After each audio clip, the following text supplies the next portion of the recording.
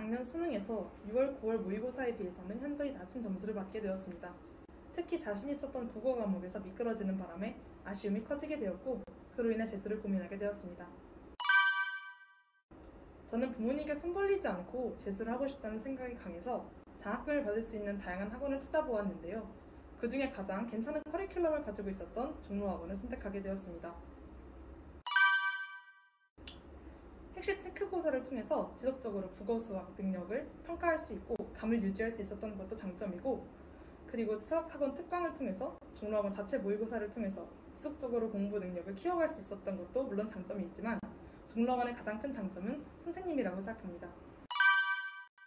모든 선생님들의 수업을 하나하나 듣고 그분이 생각하시는 방법들과 방식들, 그리고 사고 과정들을 학습하는 과정에서 그 모든 과목들을 통체적으로 바라보고 마지막에는 내가 뭘 아는지 뭘 모르는지까지 아는 메타인지까지 공부할 수 있었다고 생각합니다.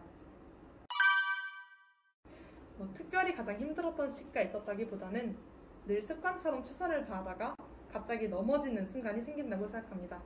그래서 그 유혹이 한번 찾아오는데 그 순간을 한번 참으면 다시 습관처럼 공부하는 것이 그렇게까지 어렵지 않지만 한번 넘어지고 또 넘어져가는 과정들이 많아지고 순간들이 많아질 때마다 도리어 더 불안하게 되어서 공부가 안 되는 순간들이 생깁니다. 그런 순간순간을 버텨나가는 것이 재수를 성공하는 방법이라고 생각합니다. 이때는 최선을 다해서 부족한 부분을 채우는 데 목적이 있다고 생각합니다. 모든 과목에서 개념을 빽빽하게 채워넣을 수 있는 유일한 기간이라고 봐도 무방합니다. 이 기간을 허둥지둥 보내게 된다면 이러한 빈 개념을 채울 수 있는 시간이 앞으로는 없다고 봐도 무방하기 때문에 이 기간은 개념을 채우는 데 집중해야 합니다. 국어는 기출을 보거나 문학 개념어를 복습하고 언어와 매체 기출을 본다던 간에, 또는 수학 같은 경우에는 기본적인 기출 문제집에서 벗어나 아예 개념서로 들어가는 과정도 충분히 필요하다고 생각합니다. 또 사과탐 개념도 놓칠 수 없고요.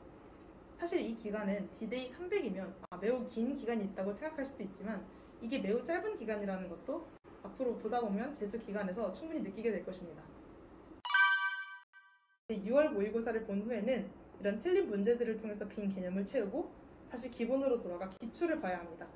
기출 복습은 몇 번을 해도 부족하지 않기 때문에 계속 해야 하고, 이제 9월 모의고사를 준비하는 다양한 모의고사를 풀어보고 다른 사설 문제들을 풀어볼 시즌입니다. 기출을 너무 많이 풀게 되면 아무래도 외우게 되는 문제가 생기고 새로운 문제를 만났을 때 당황하게 되는 경향이 강하기 때문에 이럴 때는 사설 모의고사를 푸고 종로학원에서 제공하는 다양한 문제들을 풀어나가는 과정을 통해서 새로운 문제를 접하고 해왔던 것을 제대로 하는 이런 적당한 밸런스를 유지하는 것이 가장 중요한 시즌입니다. 이제 9월 이후부터 종강까지에는 6월, 9월 모의고사와 다른 사설 모의고사, 교육청 모의고사 등 지금까지 풀었던 모든 모의고사를 복습하면서 내가 어디서 왜 틀렸는지를 다시 복기하는 시간을 가져야 합니다. 물론 모든 모의고사 복습은 이미 진행을 했을 것이고 그런 순간순간에 뭘 몰랐는지도 적어놨을 거라고 생각합니다. 하지만 이제는 수능 직전엔 새로운 문제를 풀고 그런 걸 인지하고 내가 뭘 모르는지 찾는 것보다는 지금까지 내가 어떠한 실수를 해왔고 이러한 내가 어떠한 실수한 부분을 어떻게 채워나갈 것인지를 알기에도 부족한 시간입니다. 그렇기 때문에 마지막까지 흔들리지 않고 처음 계획대로만 밀고 나간다면 실력적인 부담감이 생기거나 어떠한 당황하는 순간이 생기더라도 자연스럽게 넘어갈 수 있을 것입니다. 종로학원에서 제공하는 해파 모의고사를 시간에 맞게 풀어보거나 이런 활동들을 통해서 실전 감각과 시간 연습을 할 수 있고 모르는 문제가 나왔을 때 대처 방식을 연습할 수 있을 것입니다.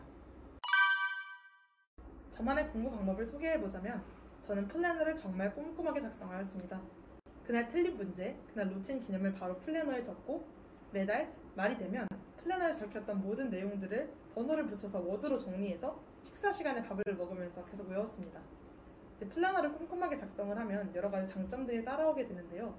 우선 공부 시간을 정확하게 측정해서 어떠한 방식으로 공부를 하고 어떤 과목의 시간을 더 늘려야 될지를 명확하게 인지할 수 있으며, 조금 귀찮더라도 하루하루 자신이 무엇을 했는지 명확하게 인지하는 것은 앞으로 공부 방향을 잡아가는 것뿐만 아니라 내가 잘 해왔다는 만족감을 드는데도 충분한 효력이 있습니다.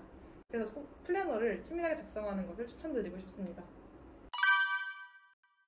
야간에는 당일 과목 복습과 늘 해오던 양의 공부를 하는 경우가 많았습니다.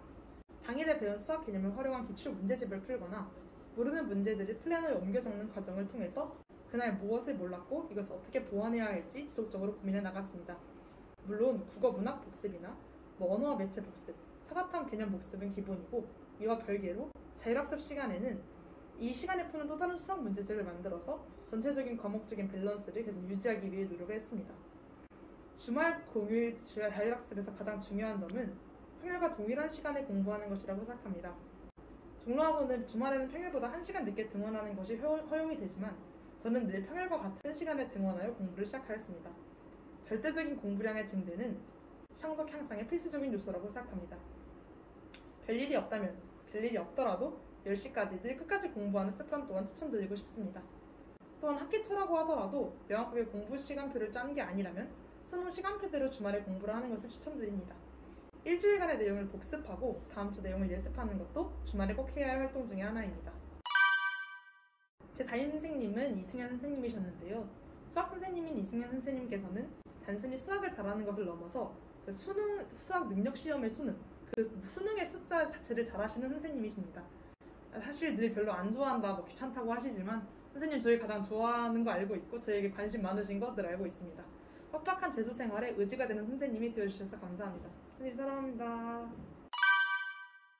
재수 생활은 하루하루는 정말 긴데 한 달, 두 달은 정말 빠릅니다. 심지어는 수능이 다가오면 다가올수록 하루하루도 진짜 빠르다는 사실을 인지하게 되는데 그럴 때마다 불안해질 때 공부를 더 하면 덜 불안해집니다. 그러니까 그럴수록 초심으로 돌아가서 선생님들이 시키는 거 열심히 하고 하루하루 생활 습관들을 교정해 나가면서 지속적으로 공부하는 것을 추천드립니다. 잘 하실 수 있을 거라 생각합니다. 종로학원에서 같이 성공합시다.